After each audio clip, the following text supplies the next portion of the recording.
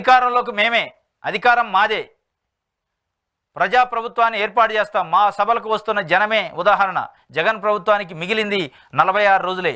Kia మా brand, Jackie జారిపోవడం Jagan brand, వివేక హత్యపై నంగనాచి కబుర్లు, దళితుల ఓట్లతో గెలిచి దగ. ఇది చంద్రబాబు నాయుడు గారు నిన్న ఒక మీటింగ్లో మాట్లాడుతూ అధికారంలోకి మేమే, అధికారం మాదే అని కలలుగా అంటాడు ఆయన. అధికారంలోకి మేమే, అధికారం మాదే అంటే మళ్ళీ ప్రజల ప్రభుత్వం అంటాం. అధికారంలోకి మనమే వస్తాం, అధికారం మీదే అంటారు ప్రజల్ని, అధికారం మాదే అంటాడు. ఇప్పుడు అసలు స్పష్టంగా అధికారంలోకి మేమంటే ఆయన అనుచరులు రావాలని కోరుకుంటున్నాం. అధికారం కూడా మాదే, ప్రజలది కాదు. ప్రజాప్రభుత్వం ఏర్పాటు చేస్తున్నప్పుడు ఎవరిదైతే అధికారం? అధికారంలోకి మనమే వస్తాం, అధికారంలోకి మీరు వస్తున్నారు, ప్రజలు గెలుస్తున్నారు అని చెప్పాలా. అది చెప్పట్లే. అధికారంలోకి మేమే వస్తాం, అధికారం అదే. ఎన్ని రోజులు చేస్తాం అధికారం మీది అనేది ఇలా ఏపీలో ప్రజలు మాట్లాడుకుంటున్నారు. ప్రజాప్రభుత్వాన్ని ఏర్పాటు చేస్తాడు. మరి 14 సంవత్సరాలు ఏ ప్రభుత్వం అది? 2014 నుంచి 19 ఏ ప్రభుత్వం ఉంది? ప్రజాప్రభుత్వమేనా? ఉంటే మరి ఎందుకు ప్రజలు ఇంటికి పంపారు అనేది కూడా ఇలా మీరు ఆత్మవిమర్శ చేసుకోవాలి. మా సభలకు వస్తున్న జనమే దీనికి ఉదాహరణట. అంటే చంద్రబాబు నాయుడు ఎందుకు గెలుస్తా అనుకుంటున్నా అంటే చంద్రబాబు గారు అంటే సభలకు వచ్చే జనాన్ని చూసి గెలుస్తా అనుకుంటున్నాడు. 45 ఏళ్ళ రాజకీయ ఎక్స్పీరియన్సు. సభలకు జనం వస్తే ఓటేస్తారా? సభలకు వచ్చే జనం అంతా ఓటేస్తారా? అసలు మీ సభలకు వచ్చే జనాలు అయితే వాళ్ళు అచ్చం కిరాయికి వచ్చిన మనుషులు లెక్క ఉన్నారు ఎక్కువ శాతం అనేది అనిపిస్తుంది.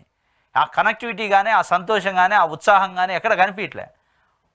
డబ్బులు ఇచ్చి మీటింగ్ తీసుకొచ్చారు కాబట్టి వచ్చి కూర్చున్నాం వింటున్నాం అనే పద్ధతిలో ఉన్నది తప్ప ఎక్కడ ఉత్సాహం కానీ, ఇంట్రెస్ట్తో కానీ, ప్రేమతో కానీ, ఇష్టంతో వచ్చినట్టు కనిపించలే. దాన్ని చూసి నువ్వు నేను గెలుస్తా అనుకుంటున్నావు. మేమేదో మంచి చేస్తాను అంటే జనం నమ్మి గెలుస్తాం అనుకోవట్లే. మీరు జనం వచ్చారు కాబట్టి గెలుస్తామని ఒక అపోహలో ఉన్నారని మీరు దీన్ని బట్టి అర్థమైంది. కియా మా బ్రాండ్ అంటే జాకీ జారిపోవడం జగన్ బ్రాండ్. కియా నీ బ్రాండ్ అయ్యి ఏమొచ్చింది రాష్ట్రానికి? ఇప్పుడు మీరు చెప్పినాయిగా సైబరాబాదు, ఇంకో బాదు, ఆ బాదు, ఈ బాదు, కియాలు, కయాలు, వీటి వల్ల పేద ప్రజలకి పట్టెడు అన్నం వచ్చిందా? పేద ప్రజల భూములు గుంజుకొని కియా వాడికి ఇచ్చి కియా కంపెనీ పెట్టించి దానివల్ల ఏమొస్తుంది?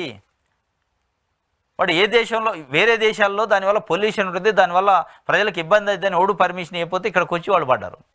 వాళ్ళకి మేలు చేసినావు, ప్రజలకి ఏం మేలు చేయలే. అదేం బ్రాండా? అది పెద్ద బ్రాండా?